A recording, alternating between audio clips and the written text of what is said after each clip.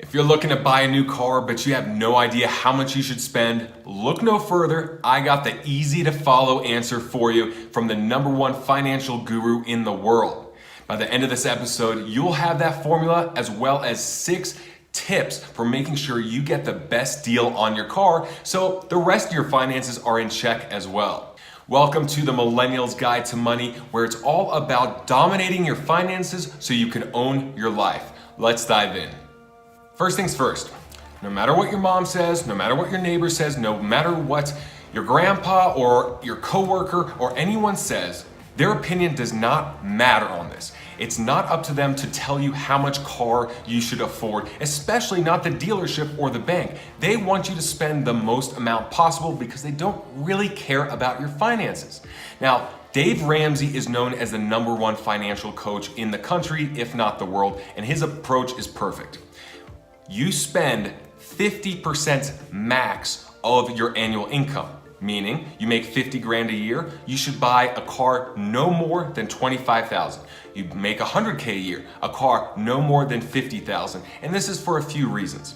Number one, it depreciates. This is a box of steel that goes down in value every time you drive it. Every day that you don't drive it, it goes down in value. Also, insurance, gas, maintenance, all that stuff adds up and it's just ridiculous. Your payment could be $350 a month and it sounds fine, but your insurance is another $200, gas is another $200, parking is $100, and then maintenance, if you have a German manufactured vehicle, it could be like $4 grand a year. Third of all, dealers focus on payments, not the cost of the car. So they could actually put you on like an 8 or 9 year program where you literally are underwater for so long because you'll only drive the car for 4 or 5 years and then you still owe half the value of the car, even though it's not worth crap anymore. Focus on how much the car is, not the payments, because all that stuff adds up and cars are money pits. My personal opinion is to go even less than 50%. Knowing how much cars depreciate and how many other wonderful things you could put that money in, I think they suck, personally.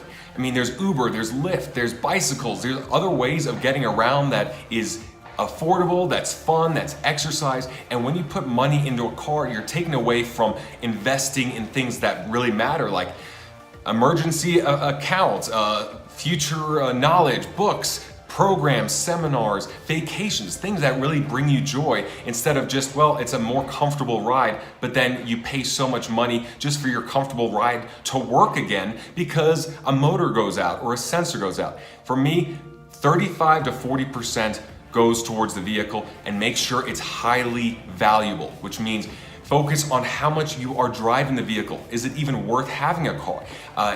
Look at the warranty. You do not want to pay all this money for something that's going to break down. Look at how much gas it costs. Is it 12 miles a gallon? Well, in that case, you're going to spend a lot of money on gas. And just because the gas is cheap now doesn't mean it'll be cheap in 2 years.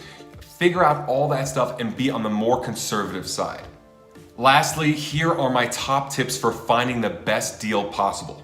Number one is you got to do your homework. This is a big purchasing decision. You got to look at what other people are saying about the car, how much it costs to maintain over a certain period of time, how much they paid for it, different options, competition, incentives. You got to do your homework. This is a big deal. And two, you got to go in pre-approved with a bank or some other financing because you do not want to rely on the financing of the dealership. They'll always work things in so that they get more money and you don't even realize it.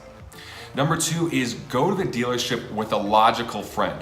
If you're an emotional person, especially, go in with someone like me, someone that's highly logical, that's not tied emotionally to this vehicle or this purchase, that if anything kind of wants you not to buy a car so that they are the voice of reason. Because at the dealerships, they're going to work up your emotions, they're going to wear you down, they're going to try and just push things on you, and then they do this for a living. It's psychological warfare.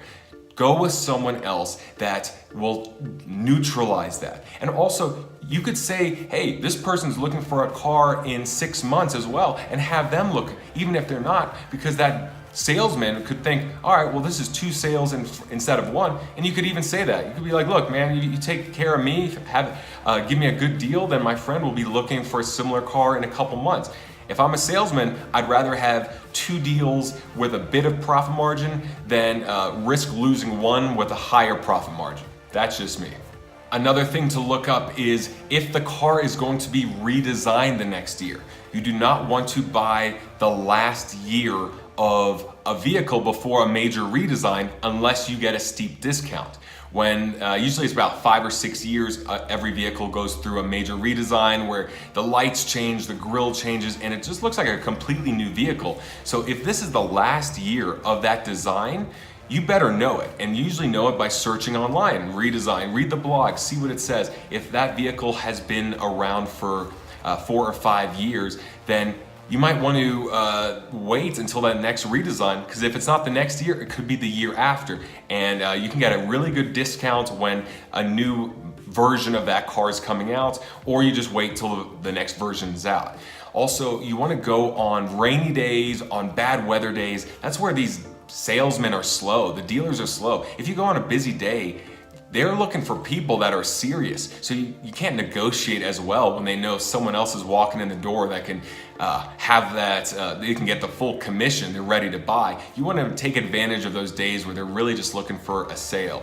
Also, go at the end of the month, end of the quarter, end of the year. And that's because a lot of these sales associates, they work on bonuses. So for example, there could be like an end of the quarter bonus of $5,000 and they just need 2 more sales to get it. So instead of going after a fat commission, they might just go after a small commission in order to get that tick mark, that tally, so that they're 1 car closer to their $5,000 bonus. Take advantage of that. So end of every quarter, end of the year, and end of the month, but really quarter and the year.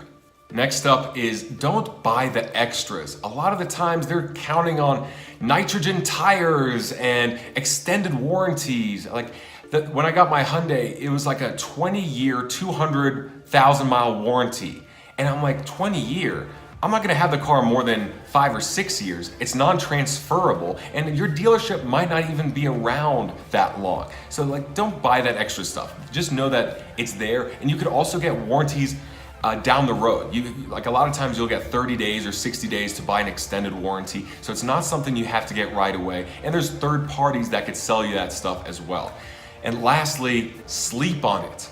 Do not use your riled up emotions to buy the car that day. That's what they want, that's their ploy. You gotta go with the logical friend or just control yourself and say, give me a copy of the unsigned contract with all the figures, all the terms. I'll read over it, I'll make sure the numbers don't change tomorrow from tonight, and then you walk in, all of a sudden it's 15 grand more, 2 grand more. No, make sure everything is there just for you to sign, and then you can come back the next day.